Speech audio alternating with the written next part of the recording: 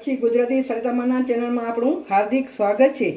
આજે આપણે બનાવશું ધાણા। આપણે આખા ધાણા કેવી રીતે ઘરે પીસીએ અને સુગંધીદાર થાય એની હું તમને રીત જણાવીશ।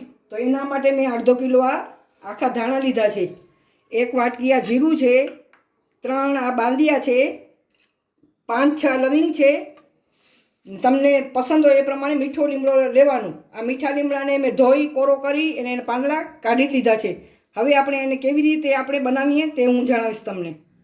હવે આપણે આ ગેસ ચાલુ કર્યો છે, તેમાં આપણે આ નાની 2 ચમચી તેલ એડ કરી દઈએ અને ગરમ થવા દઈએ એને। હવે તેલ ગરમ થઈ ગયું છે, એમાં બાંદિયા નાખશું આપણે, આ લવિંગ નાખી દઈશું ને સાથે આ મીઠો લીમડો નાખીને બરાબર એને શેકી લઈએ આપણે તેલમાં। બરાબર આમ શેકી લેવાનું, શેકવા દેવાનું બરાબર। લીમડો શેકાઈ ગયો છે, એમાં 1 વાટકી જીરું ને આ અડધો કિલો ધાણા છે, એને બરાબર ધીમા તાપે આપણે શેકવાના। આવી રીતે આમ બરાબર શેકી લેવાના। ધાણા બરાબર સાફ કરી લેવાના અને મીઠા લીમડામાં પાણીનો ભાગ હોવો જોઈએ, સાવ કોરા કરીને જ નાખવાના। તો જ આપણું આ પીસેલું આ ધાણા જીરું 1 વર્ષ સુધી આપણે સ્ટોર કરી શકીએ। આવી રીતે આમ આપણે ધીમા તાપે શેકતા રહેવાનું। આમાં મીઠો લીમડો જે નાખ્યો છે તે ઔષધિઓનો ભંડાર છે। મીઠા લીમડામાં વિટામિન A, B, C અને આયર્ન, કેલ્શિયમ ભરપૂર પ્રમાણમાં હોય છે। તે પાચન સુધારે છે, ડાયાબિટીસ કંટ્રોલ કરે છે, વાળ કાળાને મજબૂત બનાવે છે અને વજન ઘટાડવામાં પણ મદદરૂપ છે।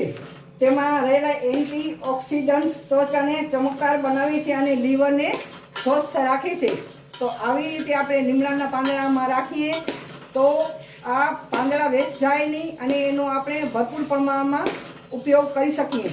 અને આનાથી આપણે જે આ મસાલો આપણે બનાવશું, આ પાવડર એનું ધાણા જીરાનું પાવડર બનાવશું, તે શાકમાં નાખીએ તો શાકમાં સુગંધ પણ બહુ સરસ આવે છે। આવી રીતે આમ ધીમા તાપે હવે શેકતા રહીએ। હજી 2 મિનિટ લાગશે શેકતા હજી। હવે આપણા ધાણા શેકાવા આવ્યા છે તો ચેક કરીએ।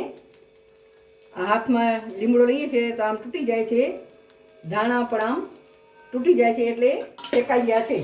હવે આપણે આ ગેસની ફ્લેમ બંધ કરી દઈએ અને બરાબર આને ઠંડુ થવા દઈએ। ઠંડુ થઈ જાય પછી આપણે મિક્સર જારમાં પીસી લઈશું। આપણા શેકેલા ધાણા અને જીરું આ ઠંડુ થઈ ગયું છે, હવે આપણે મિક્સર જારમાં એને પીસી લઈએ। આપણે આમ ફાઇન પાવડર બનાવી લેવાનું। આ બધા આપણે ધાણા હવે બધા પીસી લઈએ। આવી રીતે આ બધું ધાણા જીરું પાવડર પીસી લેવાનું, પછી બરાબર આને આમ મિક્સ કરી લેવાનું અને બરાબર ઠંડુ થવા દઈએ। ઠંડુ થયા પછી આપણે ડબ્બામાં ભરી લેશું। હવે આ ધાણા જીરું પાવડર આપણું સાવ ઠંડુ થઈ ગયું છે ને આ કોરા ડબ્બાને પહેલાં તડકામાં સુકાવવાનું બરાબર, પછી ઠંડુ થવા દેવાનું અને પછી આવી રીતે આમ ધાણા જીરું પાવડર ભરી લેવાનું। આવી રીતે આમ બધું ભરી લેવાનું અને આપણે 1 વર્ષ સુધી આ સ્ટોર કરી શકીએ છીએ। એમાં ચોખ્ખાઈ રાખવાની ખાસ જરૂર છે અને મસ્ત મજાનું સુગંધીદાર હોય છે। અત્યારે પણ મારા ઘરમાં મસ્ત મજાની સુગંધ ફેલાઈ ગઈ છે આખા ઘરમાં, એટલી મસ્ત મજાની આમાંથી સુગંધ આવે છે। તમે આવી રીતે ધાણા જીરું પાવડર ચોક્કસથી બનાવજો। તમને જીરું ન નાખવું હોય તો પણ ખાલી ધાણા આવી રીતે તમે બનાવી અને પીસીને 1 વર્ષ સુધી તમે સ્ટોર કરી અને વાપરી શકો છો। આ ધાણા જીરાનું પાવડર નવી રીતથી જરૂરથી તમે આ રીત અપનાવજો। મારો વિડીયો તમને ગમે તો લાઈક, શેર અને મારા ચેનલને સબસ્ક્રાઈબ કરજો અને જરૂરથી કોમેન્ટ કરજો।